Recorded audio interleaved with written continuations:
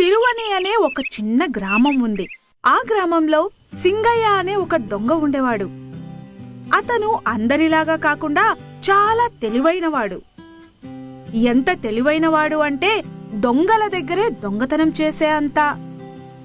అలా ఉండగా ఒకరోజు రాత్రి సమయం కృష్ణయ్య అనే మరో దొంగ ఒక ఇంట్లోకి చొరబడి అంతా గమనిస్తూ,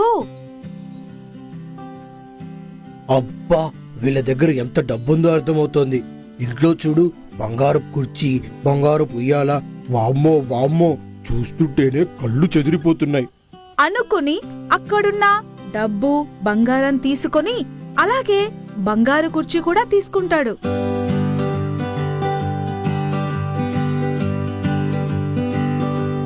ఉయ్యాల బరువుగా ఉండడంతో దానిని విడిచిపెట్టి మిగిలిన వాటిని తీసుకుని బయటికి వెళ్ళగా గుమ్మం బయటకు రాగానే ఒక పెద్ద పులి గాండ్రిస్తూ కనపడుతుంది. కృష్ణయ్య గజగజ వణుకుతూ, చచ్చాన్రా దేవుడా, ఇంత బంగారు ఉన్న ఇంట్లో కనీసం కుక్కను ఎందుకు పెంచుకోవటం లేదా అని అనుకున్నాను. కానీ ఇప్పుడు అర్థమైపోయింది, వీళ్ళేకంగా పులినే పెంచుకుంటున్నారు. అయితే ఇప్పుడు నేనేం చెయ్యాలి?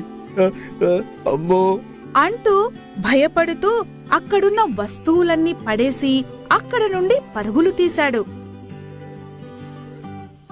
ఆ పెద్ద పులి గాండ్రిస్తూ హా హా హా అని నవ్వుతూ పులివేషంలో ఉన్న మనిషి బయటకు వస్తాడు. అతను ఎవరో కాదు, సింగయ్య. ఇది నిజమైన పులి అని భయపడిపోయాడు. ఇక ఇక్కడున్న వస్తువులన్నీ నాకే సొంతం అని అనుకొని వాటన్నిటినీ పులి బొమ్మలోకి వేసుకొని అక్కడ నుంచి వెళ్ళిపోతాడు.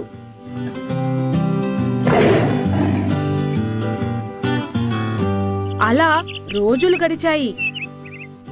సింగయ్య ప్రతిరోజు తెలివిగా ఆ పులి బొమ్మలో ప్రవేశించి ఒక చెట్టు చాటున దాగి ఉండేవాడు. అంతేకాకుండా ఆ వీధిలో దొంగ ఎవరైనా ఇంటిలోకి వెళ్లడం గమనించి అతని వెనకాలే పులిబొమ్మతో అక్కడికి వెళ్ళేవాడు. వాళ్ళు బయటికి రాగానే పులిలాగా గాండ్రించి వాళ్ళను భయపెట్టి వాళ్ళ దగ్గర డబ్బుని దొంగలిస్తూ ఉండేవాడు.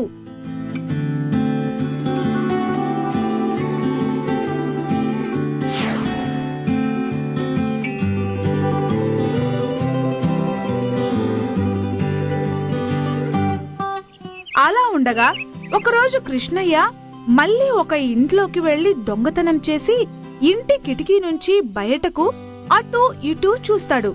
సరిగ్గా అప్పుడే పులి ముక్కులో నుంచి పొగను గమనిస్తాడు. ఇదేంటి, పులి నుంచి పొగొస్తోంది? విచిత్రంగా ఉందే. కొంపదీసి సిగరెట్ ఏం కాల్చడం లేదు కదా అని అనుకుంటూ ఉండగా పులి తలుపు తెరుచుకోవడంతో దాని లోపల వ్యక్తి ఉండడం గమనించి తీక్షణంగా చూడగా సింగయ్య కనిపిస్తాడు. అమ్మ సింగయ్య, నువ్వా? బొమ్మ పులితో నన్ను మోసం చేస్తావా? అయినా నువ్వు చాలా తెలివైన వాడివిరా. నన్నే భయపెట్టి నా దగ్గర వస్తువులన్నీ దొంగలించావు కదరా. ఈ రోజు నీ పని చెప్తారా అని అనుకుని అక్కడున్న సామాన్లన్నీ తీసుకుని బయటికి వస్తాడు. వెంటనే పులి గట్టిగా అరుస్తుంది. ఓసోస్, చూశానులేవో ఇలాంటి అరుపులు. నా దగ్గర నీ వేషాలు పనికిరావు. అప్పుడు పులి, ఏంట్రా, నాకు భయపడ్డం లేదా? అయితే నిన్ను నా పంజా విసిరి 2 ముక్కలుగా చీల్చేస్తాను. పులి మాట్లాడటం నాకు తమాషాగా ఉంది. పులి అక్కడైనా మాట్లాడుతుందా? రేయ్, నేను సామాన్యమైన పులిని కాదు, మాయా పులిని. అందుకే మాట్లాడగలుగుతున్నాను. ఒరే సింగయ్య, నీ వేషాలు నేను కనిపెట్టాను కానీ మర్యాదగా బొమ్మలో నుంచి బయటికి వస్తావా? నేనే బలవంతంగా బయటికి తీసుకురానా అని అంటాడు. ఆ మాటలు విని లోపల ఉన్న సింగయ్య, కృష్ణయ్య నన్ను కనిపెట్టేసినట్టున్నాడు. ఇంక నేను ఎక్కువ చేయకుండా ఏమైనా సెటిల్ చేసుకుంటే మంచిది అని అనుకుని పులి నుండి బయటకు వచ్చి, క్షమించు కృష్ణయ్య, క్షమించు. ఎంతైనా మనిద్దరం దొంగలం. మనలో మనకి ప్రతీకారాలు ఎందుకు గాని మొన్న నీ దగ్గర తీసుకున్న మొత్తం బంగారం తిరిగిచ్చేస్తాను. దయచేసి నన్ను వదిలే కృష్ణయ్య. ఆ, నిన్ను వదిలేస్తాలే గాని అలాగని నాకు బంగారం వద్దు. మరి ఇంకేం కావాలి కృష్ణయ్య? ఏది ఏమైనా నీ ఆలోచన బాగుందిరా, బొమ్మ పులితో దోచుకోవటం. కాబట్టి ఇంక నుంచి ఈ బొమ్మ పులితో నువ్వు నేను దొంగతనం చేసి కలిసి పంచుకుందాం. ఏమంటావ్? ఏంటి, వచ్చిన దాంట్లో 2 వాటాలేయాలా? లేదు, 3 వాటాలు వేయాలి. అని వెనక నుంచి పోలీసు వచ్చి దోచుకున్న సొమ్ముని భలే వాటాలు వేసుకుంటున్నారా? లేదు సార్, కావాలంటే మీరన్నట్టు 3 వాటాలు వేద్దాం సార్. ఏంట్రా 3 వాటాలు వేస్తావా?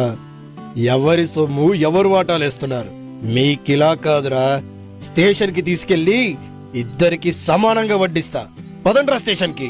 సార్, చివరగా నేను చాలా కొత్త ప్లాన్ చేస్తే మీకెలా తెలిసిందండి? అవునండి, దొంగను నాకే తెలియలేదు. ఏంట్రా నీ ఉద్దేశం? దొంగకు తెలియకపోతే ఇంకెవరికి తెలియదనుకున్నావా? ఇలాంటి దొంగ వేషాలు వేస్తారనేరా అన్ని చోట్ల రహస్యంగా సీసీ కెమెరాలు పెట్టుంచాను. అవునా? అంటూ సింగయ్య వైపు చూస్తూ అయితే ఈరోజు నువ్వు కొట్టేసింది తెలిసిపోయిందన్నమాట.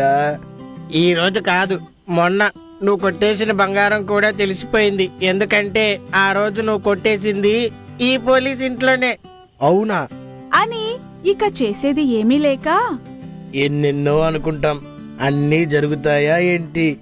అని అంటూ పోలీసుతో వెళ్లిపోయారు.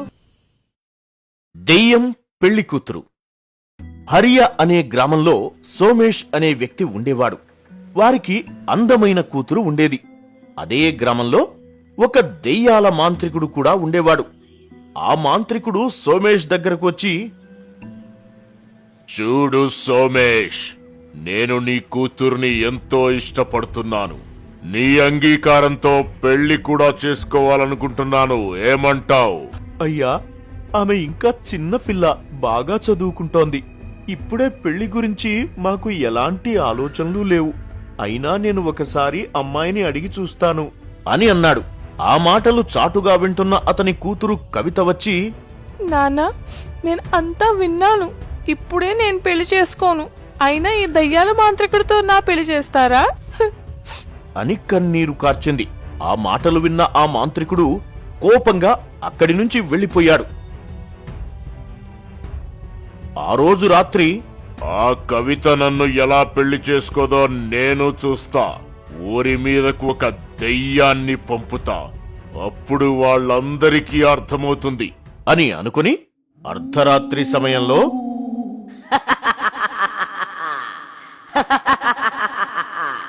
కవితతో పెళ్లి కావాలి, లేకపోతే ఊరి వారందరినీ చంపి తినేస్తా అంటూ అందరి ఇంటి మీద నిప్పులు కక్కుతూ ఉంది. ప్రజలంతా ఆ శబ్దాలకు మంటలకు భయంతో వణికిపోయారు. మరుసటి రోజు చూశారా ఆ మాంత్రికుడు ఏం చేస్తున్నాడో? కవితని ఇచ్చి పెళ్లి చేయకపోతే మన ప్రాణాలు పోతాయని అంటున్నాడు అని అందరూ మాట్లాడుకోసాగారు. మరుసటి రోజు ఊరి పెద్ద సోమేష్తో, చూడు సోమేష్, ఆ మాంత్రికుడు చాలా చెడ్డవాడు. 2 రోజుల నుంచి ప్రజలను భయభ్రాంతులను చేస్తున్నాడు. ఊరి మంచి కోసం నీ కూతురునిచ్చి వాడితో పెళ్లి చేయి, లేకపోతే వాడు మనందరినీ చంపేస్తాడు. ఎందుకు మీరింత భయపడుతున్నారు?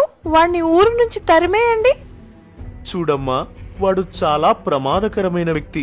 ఊరి మంచి కోసం పెద్దలు చెప్పిన మాట పాటించాల్సిందే అంటూ ఆమెకు ఇష్టం లేకుండా అతనితో పెళ్లి చేశారు.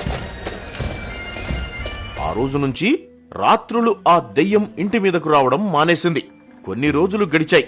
కవిత మాంత్రికుడి దగ్గర నుంచి తప్పించుకుని దూరంగా వెళ్లి ఎంతో బాధతో మనస్తాపం చెంది తన ప్రాణాలు తానే స్వయంగా తీసుకుంది. ఆ రోజు అర్ధరాత్రి కవిత దయ్యంగా మారి తలుపులు కొడుతూ, తలుపు తీయండి, నన్ను కాపాడండి, నాకు ఇష్టం లేని పెళ్లి చేశారు అని ఏడుస్తూ బయటకు వచ్చిన వారిని అందరినీ చంపేస్తుంది. ఆ భయంతో ఎవరూ ఇంట్లో నుంచి బయటకు వచ్చేవారు కాదు. అదే రోజు రాత్రి ఊరి పెద్ద దారిలో నడుచుకుంటూ తన ఇంటికి వెళుతుండగా వెనక నుంచి, నన్ను కాపాడండి, నాకు ఇష్టం లేని పెళ్లి చేశారు ఆ మాటలు విన్న ఊరి పెద్ద అది కవిత దయ్యమని అర్థం చేసుకుని పరిగెడుతూ ఉండగా అతని కాళ్ళు పట్టుకుని కింద పడేసి అతని మీద కూర్చొని, ఏందిరా ఎక్కడికి పోతావ్? మీ స్వార్థం కోసం ఇష్టం లేని పెళ్లి చేసి నా జీవితాన్ని ఇలా చేశారు. ఎవ్వరిని వదలను. ఊరి కోసం మంచి చేయాలని అనుకున్నావు కదా, నాకు చెడు చేశావు. నేను ఏం చేస్తానో చూడు. ఈ ఊరు మొత్తాన్ని నాశనం చేస్తా. చూడు కవిత, నేను ఊరికి మంచి కోసం మాత్రమే ఇలా చేశాను. నువ్వు ఇంత పని చేస్తావని అనుకోలేదు. ఆ మాంత్రికుడు ఎలాంటివాడో నీకూడా తెలుసు కదా. హా అవును, అయితే వాడిని చంపేయండి. అప్పుడు నా పగ చల్లారుతుంది. నేను కనుక వాడి ముందుకు వెళితే వాడు నన్ను బంధించేస్తాడు. అందుకే ఆ పని మీరే చేయాలి. అది చాలా కష్టం. వాడు ఎన్నో మాయలు కలవాడు. వాడిని చంపడం చాలా కష్టం. వాడేమి దేవుడు కాదు. వాడి ప్రాణం నుదుటిపైన కనుబొమ్మల మధ్య ఉన్నది. మీరు అక్కడ వాడిని బలంగా కొడితే వాడు అనంత లోకానికి కలిసిపోతాడు.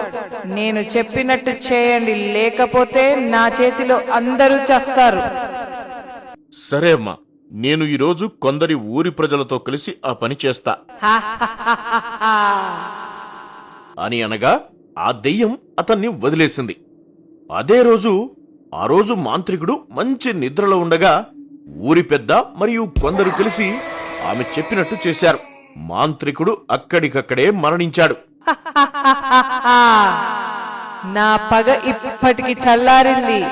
నేను కూడా ఇంకా వెళ్ళిపోతున్నాను అంటూ ఊరు నుంచి వెళ్లిపోయింది. ఆ రోజు నుంచి ఊరి ప్రజలంతా సుఖంగా జీవించసాగారు.